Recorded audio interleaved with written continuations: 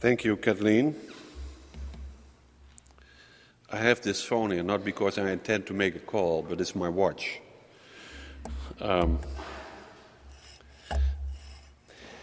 As Kathleen already indicated, I want to start this morning by paying a tribute to the one person who should have been here, namely our good friend Bill Gaventa from the Box Center in New Brunswick, New Jersey. No doubt some of you know Bill, maybe not all of you.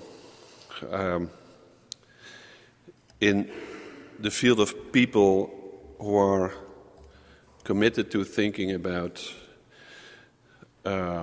pastoral care in the ministry for people with disabilities, and also in the academic field of theology and disability, it's a remarkable fact that virtually all people know Bill Gaventa. But what is even more astonishing, that Bill Gaventa knows all people. So we miss him very much. I think when Bill and I started to talk about the kind of event that we are going to have here in Gettysburg today, must have been more than 2 years ago. And it was Bill's idea that it would be a great opportunity for people working in the day-to-day practice of pastoral care in the ministry for people with disabilities to meet and have an opportunity to extensive conversation with people in academia who are in the business of developing new ideas on theology and disability. So here we are together for this great opportunity, but unfortunately without the one person, without whose leadership and hard work we wouldn't have been here. And as Kathleen said, we invite you to keep Bill and his family in your prayers. Nonetheless, yesterday afternoon we met together with Kathleen and Leonard Hummel in order to see how without his leadership we could keep our act together. And I think we are in for a great day, an exciting day, and a long extended conversation during this week. And I'm pretty sure I and my colleagues will enjoy it, and I hope you will too. So let me try to get started with the program. The title, New Voices in Theology and Disability, refers to something like development in thought on this subject, and therefore I thought it would be a good idea to take a bit of an historical approach to show how we get at the point where we can speak of new voices. And one way to do that is to inform you and tell you how I personally got involved in the field of disability. That is now 22 years ago, and the occasion was a newspaper, a national newspaper cover article, and particularly a photograph on a Saturday morning in the Netherlands, which showed a young woman naked chained at the wall. It was a person with a severe cognitive disability. And of course, the country was very disturbed. There was an outcry to the effect that it said, well, we thought we were living in the 20th century and not in the Middle Ages, so what's going on here? On that occasion, it was in the fall that it happened, and afterwards there were numbers of symposia, newspaper articles, television programs. And on one of these meetings, I was, as a young guy from the Free, working on ethics, I was asked to address the topic of the rights of people with disabilities. And my reason for bringing this up is that I think at that time, roughly the 1990s, a bit earlier and somewhat later, but roughly in that area, there was a strong focus in thinking about disability in terms of people's rights. And it's important to understand what that exactly means and what it presupposes. Taking a strong focus on disability rights means that the agenda that you are defining is an agenda that is filled with issues of social justice. So that's the first point. Disability issues are issues of social justice. And if you look at the kind of arguments and positions that people develop and take, you see that there is an underlying concept, a kind of an organizing concept there, and it is the concept of equal citizenship. And if you look then, after the arguments have been exchanged what the recommended type of practice is, so what are we going to do, then what you see when there is a strong focus on rights, that people assume that the main vehicle for change is political action. So these are the few points that come with a strong focus on rights. But not only that, it also, at that time, produced a new understanding of what disability is. And I think that is important to highlight a bit. Just as an aside, as a foreigner, it is not easy to get an idea of where your audience exactly is. So it's very well possible that I'm stating the obvious and things you have heard times and again, but then you have to excuse me for that. And I will go too quickly to the main points. But staying a while by the new understanding of what a disability is important because it's going to come up several times this week. Well, very briefly, the old understanding of what disability is had to do with a medical perspective. Disability is a problem that is inherent to people's minds, of people's bodies, depending on the kind of disability you're talking about. Which means that generally within the previous era, people with disabilities were perceived as people with special needs. And the special needs language is important because what it does tell you is whatever the problem is, it's a problem of that person.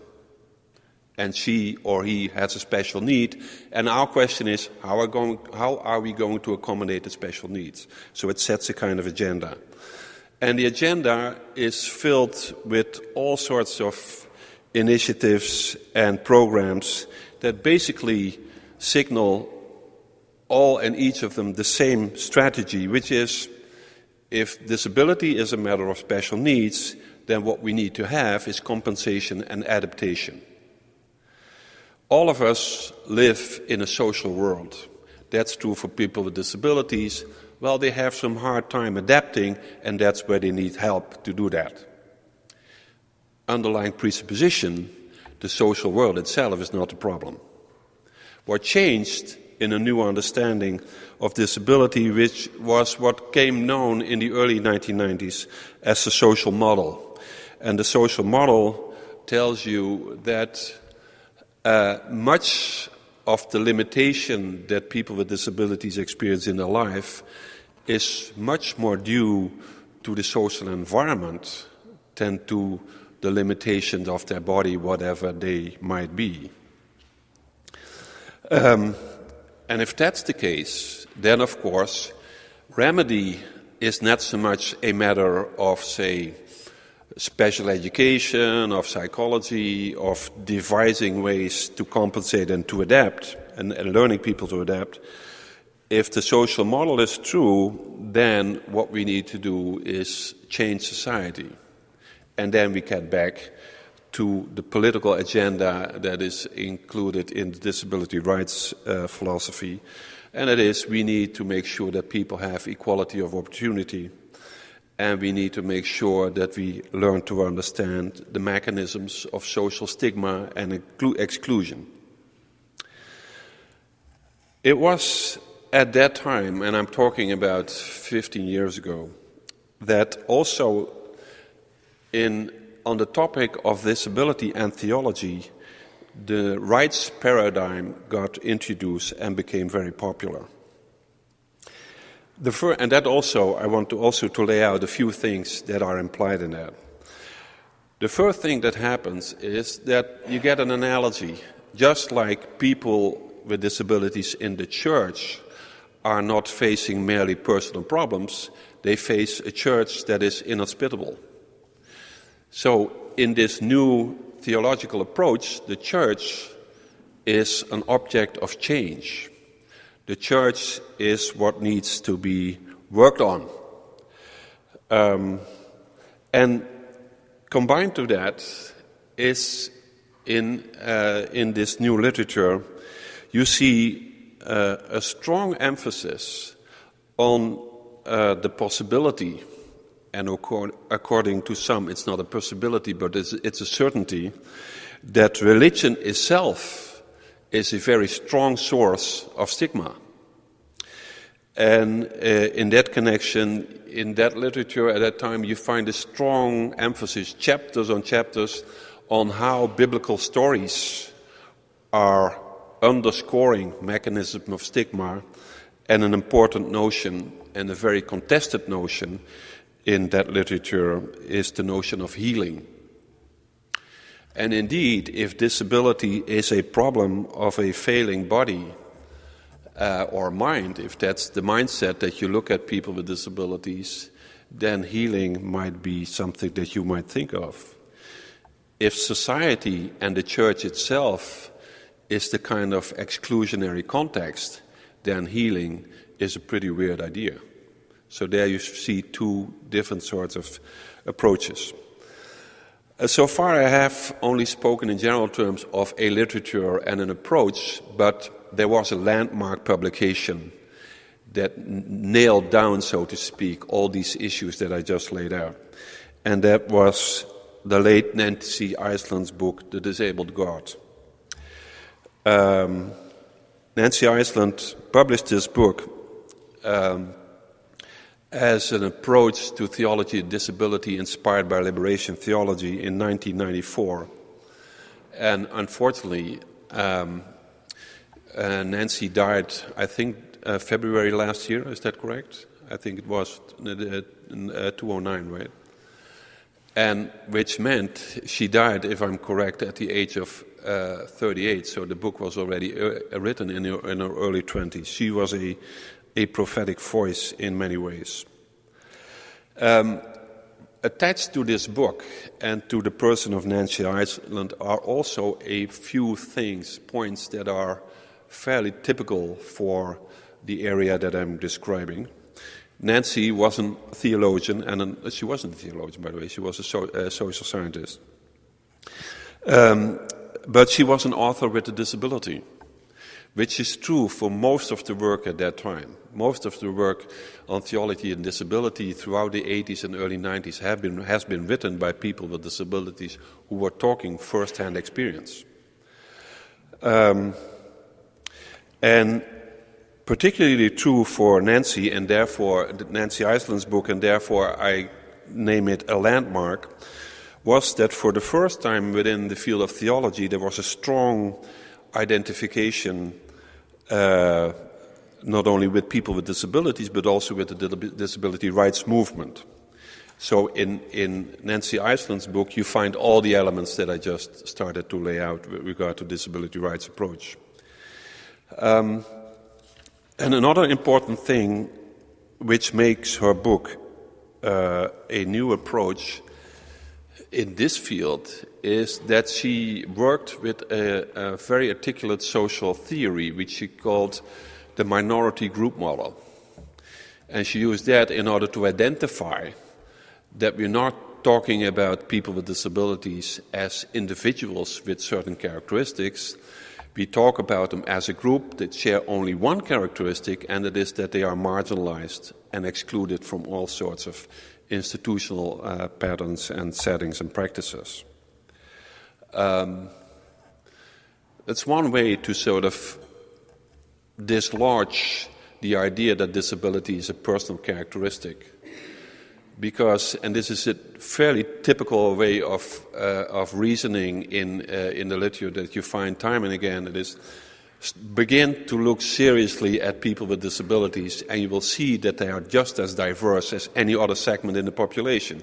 So what is the unifying characteristic that names disability? Answer, only one thing, social exclusion. So there you find the logic of that disability rights approach.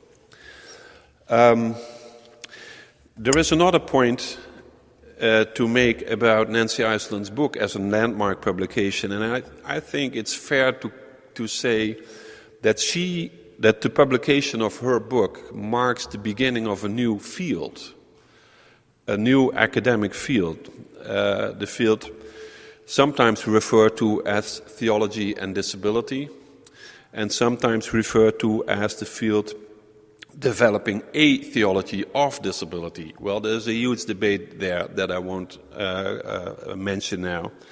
It may come up during this week, I'm not sure. But what I want to explain is why I think you might look at Nancy Iceland's book as the beginning of a new field. I would say that roughly the theological literature before her book had the following characteristic, that it would take theological notions as ideas as given. They are not the problem.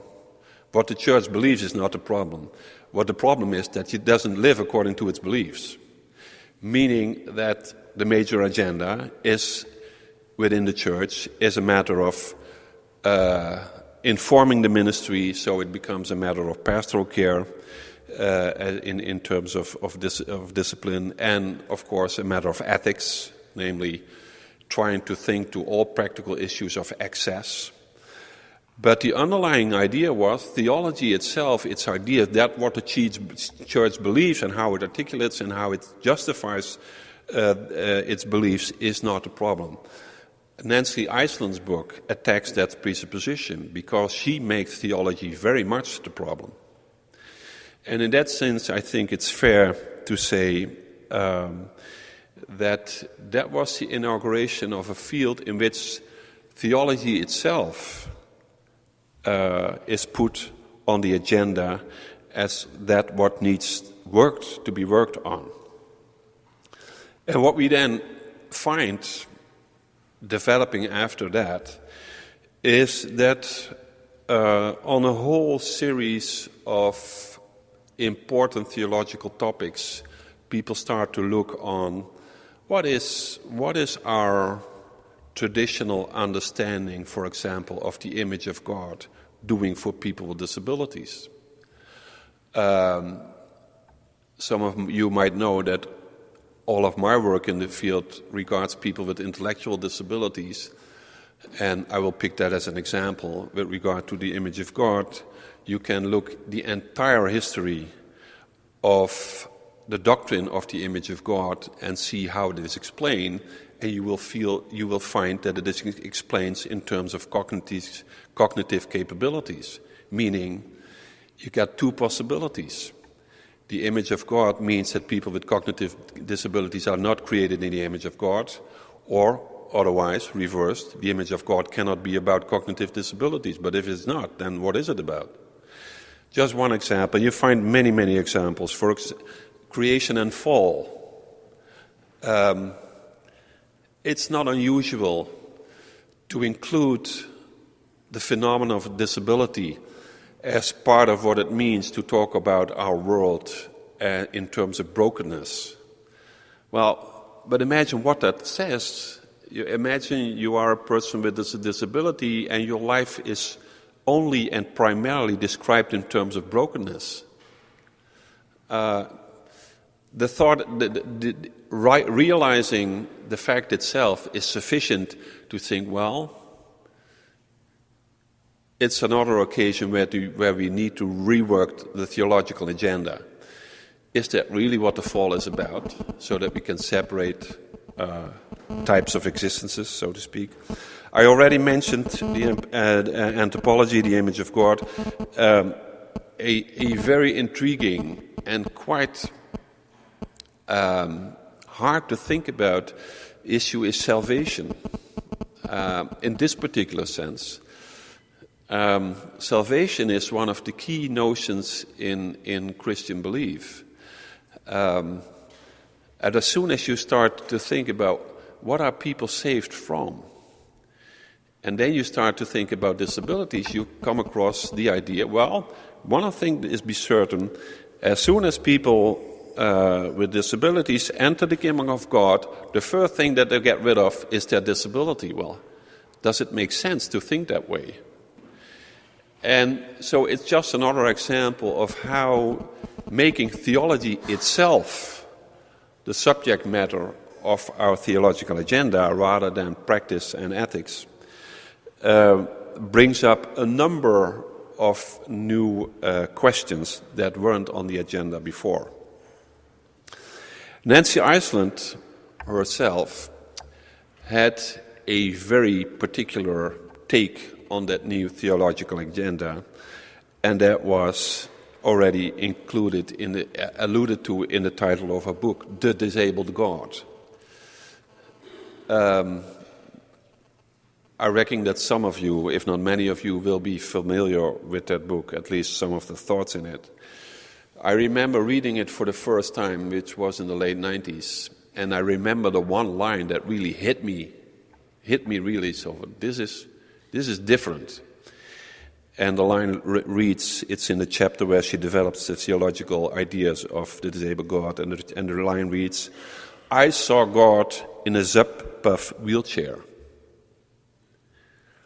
That is, whatever else it means, it's definitely a new way of thinking about theology and disability.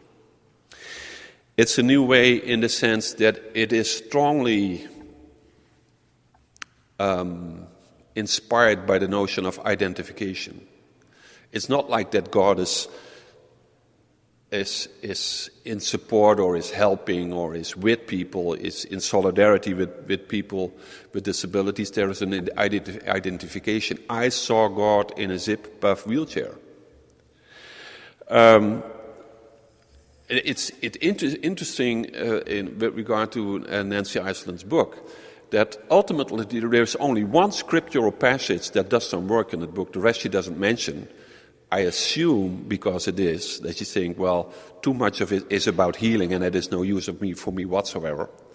And the one passage is the passage in Luke where she reads the story of Jesus showing his marks, the marks of his crucifixion on his body after the resurrection. And that's important. The disabled God is not the crucified Jesus. The disabled God is the resurrected Jesus, but marked by his woundedness. From here, a number of new possibilities, themes, and subjects appear. And one thing that stands out in the literature, I think, from the last decade is the subject of vulnerability as a key. You will find as a key issue in understanding human being. You will find a lot of references, for example, to the philosophy of Alasdair MacIntyre, who wrote a book in 1999, I think, Dependent Rational Animals, where he argues as a philosopher, which is not at all familiar in that field, that vulnerability and dependency are constitutive elements of what it means to be human. And you will find it more recently in the work of the other person that we are going to miss very much today, Tom Reynolds, in his book Vulnerable Communion. And you will find it, for example, in the work of people like Stan Hauers and Jean Vanier. And particularly with regard to the last, I'm now referring to a collection that they did together, Living Gently in a Violent World. And it has a subtitle that introduces another theme that is very strong, has been very strongly developed over the last year, and that is the theme of strength in weakness. And that is another subject I think will come up today, because there is a quite intense debate on what that means. If you follow McIntyre's reasoning, what you will find is, well, vulnerability and dependency is how we get into this world. But growing as a person means getting away from that. It's a recognition of a condition that's there, but it's a condition that counts as a limitation. And becoming a full person in McIntyre's philosophy means that we know how to deal with vulnerability and limitation. Whereas some people in the field of theology are arguing much more on a much more stronger take on the notion of strength and weakness, namely following a reading of 1 Corinthians, where Paul is arguing for weakness as strength, which is a different connection between the two. As I said, I would not be surprised if we're going to have more of that today and later this week. How do I do time-wise? Okay. So I got another? Oh, wow. I might as well slow down. Well, if that's the case, I'm going to expand a little bit on a slightly more difficult subject. And that is, how do I explain this? What I'm going to talk about is a question of method. So we're going to step back and not directly identify theological themes, but we are going to ask, well, how is theology operating in this area? And the point to get going is to get back to Nancy Iceland's book that I told you about, and because she makes a strong point that you cannot just enter into theological reflection and discourse. It needs to be mediated with disability experience. Theologians should not assume that they have a sort of an unmediated access to disability experience, because they might get tangled in all sorts of misunderstandings and prejudices about what disability and living with it means. So what you need is a social theory, and that's, as I alluded to, Nancy Ireland's social theory is the minority group model. Disability experience means, that's what the minority group model as a social theory tells you. Disability experience means exclusion. It doesn't primarily mean that you cannot do stuff, which the medical defect model would suggest. Well, unfortunately, you have a disability, means you cannot do this, that, and the other, and we are here to try to compensate that for you. No, the social theory mediates a particular understanding of disability experience, namely equals exclusion and stigmatization. In this respect, Iceland clearly follows the model that she took from liberation theology as we knew it from the 70s, particularly from Latin America. It has become replaced, I would say, in much of the work by the field now familiar as disability studies, which is very much the academic discipline in the social sciences and the humanities, which read disability through the lens of the social model, all the things that I was talking about. And what that means is that theology gets put into the position of a second logic. You got a social theory, which is the first logic. It tells you this is how you need to understand disability experience. And then, now, given that we understand that, now are we going to raise theological questions? So theology is secondary to the social theory. And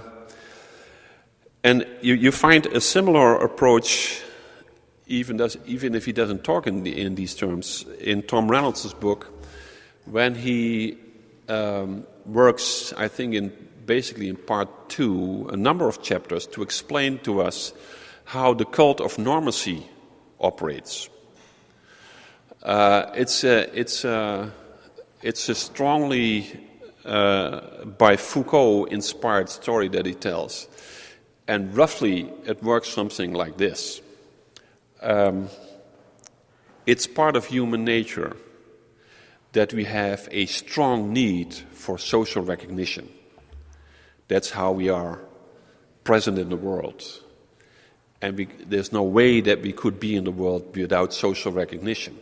Okay. Now, how does social recognition work?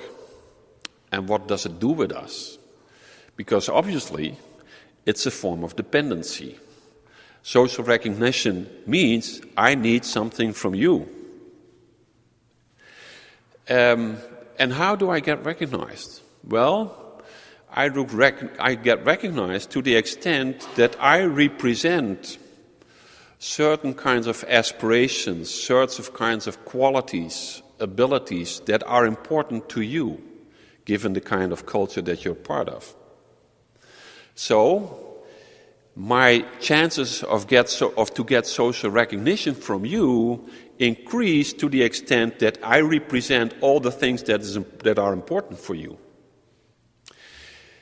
Reynolds names this aspect of our being our body capital.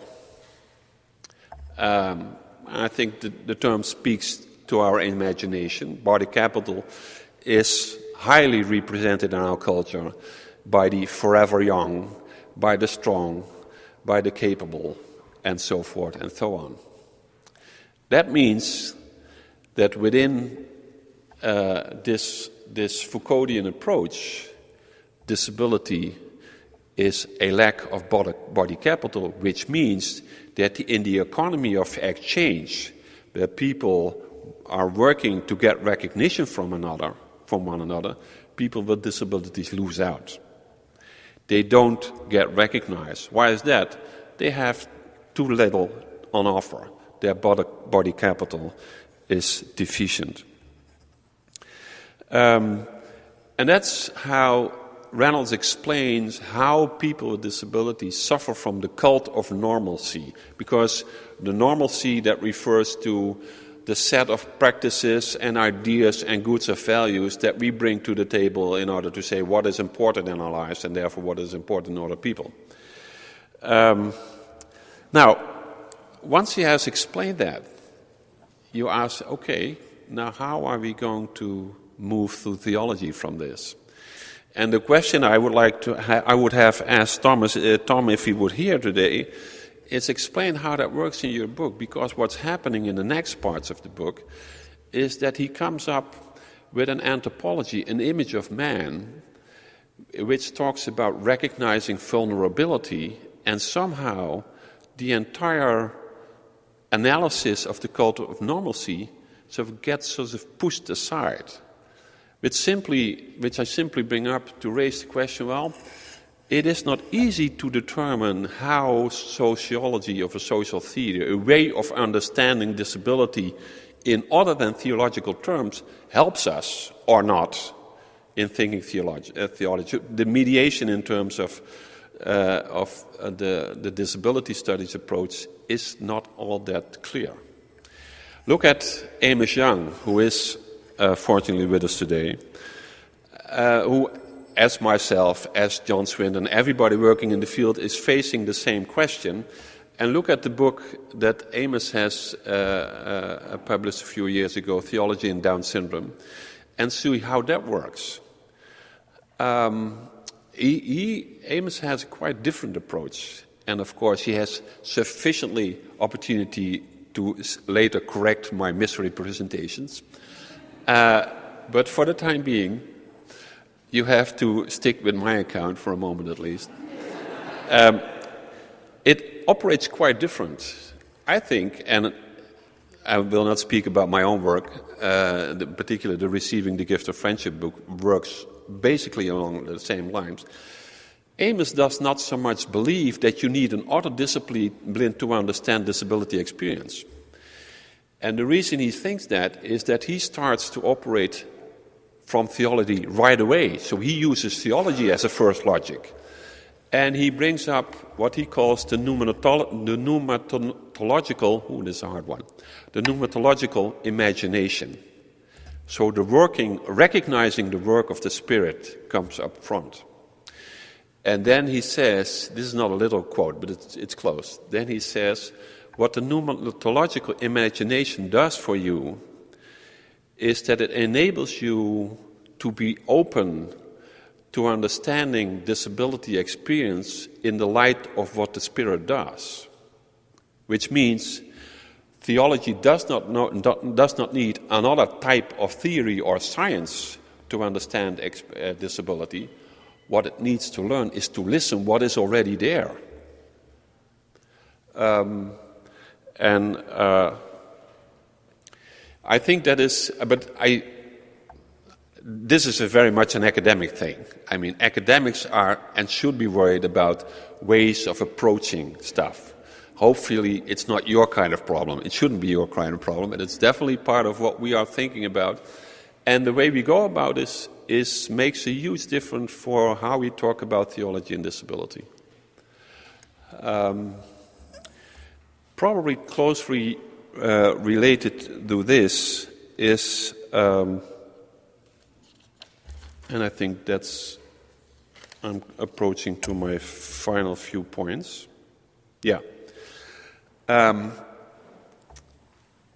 But it would help me, at least, if during the week I could get a clearer picture on what exactly is going on here. Namely, is it the case that approaching disability experience from theology directly, in terms of what I framed a first logic, does it change the agenda? Something like that seems to be going on, namely that there is a new kind of thinking that is virtually absent, say 10 to 15 years ago, and that is talk about disability experience as a transforming experience. It is to talk about disability experience as a new way of understanding meaning of life. And it's sort of what I'm wondering is whether that is specifically what theology brings to the field that we are going to raise to point to other dimensions of disability experience than only the political stuff that has been so strong in the early 90s. So, to come back to a few points that I already alluded to, strength and weakness, what does it tell you? Well, it tells you that our understanding of the world might be very, very different if we would look at notions like weakness, love, compassion as the most determining notions in our way of looking at the world. So I'm wondering whether that has happened. No, this sentence doesn't go anywhere. I wonder whether that is what happens when theology starts to speak right away, without making the sociological detour, and talk about society first.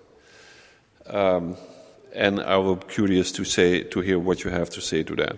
Whether that is actually, with regard to your own, let me frame it very practically, with regard to what I assume is your own day-to-day task.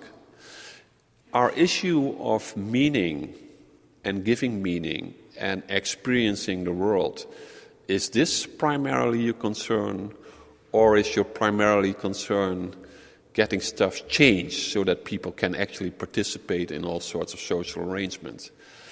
Is it a difference? Is there a difference between the two? If so, what's the connection? These things seem to me to be important questions. Another notion which comes up quite frequently with regard to all sorts of issues having to do with biotechnology, like prenatal testing and all that. What's the connection between having a disability and having a meaningful life? I'm going to talk later about that tonight. But in this context, it's fairly obvious that within the whole world of artificial reproduction and genetic screening and testing, it's not at all evident that people with disability can have a meaningful life. At least there must be a question mark there, because if there weren't, why would we do would we do all the stuff to prevent their existence? So what would be the logic? Now, remarkably, and this is confirmed in the literature again and again and again, if you ask people with disabilities about their lives, they're pretty content with them. Not necessarily less than you or I, insofar as we are labeled as a person with a disability. So, what does meaningful life mean? And more there is this point in the literature, and I think it reflects the discussion on phrases like strength and weakness. More and more you find the argument that it's not the fact that people with disabilities have meaningful lives because they manage to cope, which is basically saying there is a meaningful life despite their disabilities. They reverse it. This is what I am, and this is exactly why my life is appreciated by me as it is. And of course that ties into the discussion to many discussions, among others, the thing that I mentioned about salvation. Because this is me being in the kingdom of heaven could not possibly mean for me being without my disability. It wouldn't be me. So you see how these are things that are tying in with one another in various ways. Finally, a notion that is fairly new, I would say, for only the last, maybe not even 10 years, is the notion of spirituality. And I think it comes out most of the things that I've had trying to map out for you this morning. Among the people who will speak here this week is John Swinton, probably the one who has done the most on this issue of spirituality with regard to disability. John's center has its main focus, if I'm correct, on spiritual needs. And I'm curious to hear how he's going to lay out that, whenever that will happen, because there are different sort of developments there. If I listen to John and try to understand what he's up to, it seems to me that what he's saying, well, his tag is spiritual needs of people with disabilities or mental health problems. And that is John's way of saying, our life in general, and therefore also the life of these people, are about much more than only their medical problem or their disability. So it's a way to expand and reflect the true world of experience by including notions of spirituality. But there is another development in the literature of dealing with spirituality that does something quite different. And I think, as far as I know, but I'm not an expert here, so as far as I know, I think it's most developed in the field of gerontology with regard to the elderly, where addressing the spiritual needs of people is sort of developed as if it were a kind of treatment. So it's kind of instrumentalized. It's not a way of trying to understand people and their experience. It's set up like a way, you better pay attention to spiritual needs of people because they're going to be much better. Which is a quite different way of thinking about this subject. And I assume that will be part of our discussion too. Finally, and this is my last point, The shift that I pointed to by making theology itself part of the agenda that I attributed to Nancy Iceland's book, The Disabled God, doesn't mean that the practical stuff has become of secondary importance. That academics like me tend to think that it's all about theology. That's just their limitation. The practical stuff that has continued to be worked on is very important. It's framed in the work of people like Jeff McNear, and very much so also in Eric Carter's work, who will be speaking here today, in his book on integrating people with disabilities in church communities. I think but also their approaches has gained from the whole shift in theology that I've been trying to lay out, because I think in the earlier work, and one that I have in mind particularly would be Strong, the title is Strong at the Broken Places. It's by Stuart Govick. Govick, yes. And I don't think you would find in his book the idea that is very strong in work of people like Jeff McNear, and I think is underlying Eric Carter's work as well. And that is the idea that a church that is without recognition of people with disabilities is therefore a disabled church and cannot be a church in any true sense of the word. I think I leave it here.